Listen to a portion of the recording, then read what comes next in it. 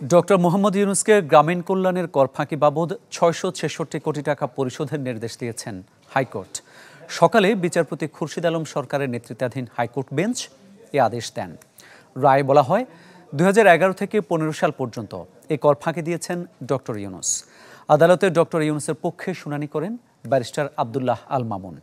এর আগে গত ১১ মার্চ ডক্টর মোহাম্মদ ইউনূসের গ্রামীণ কল্যাণের ৬৬৬ কোটি টাকা কর ফাঁকির মামলা ৩ মাসের মধ্যে নিষ্পত্তি করতে হাইকোর্টকে নির্দেশ দেন আপিল বিভাগ। ডিভিডেন্ড পেয়েছে গ্রামীণ কল্যাণ, গ্রামীণ টেলিফোন, গ্রামীণ কল্যাণ কোনো ডিভিডেন্ড পায়নি, সেটা আদালত আমরা দেখালাম এবং আইনও দেখিয়ে আজকে আদালত শুনানি অন্তে খারিজ করে দেন। অর্থাৎ ওনাকে এখন যে আমাদের যে পাওনা যে দাবি আছে ৬৬৬ কোটি টাকা, সেটা ওনাকে এখন দিতে হবে।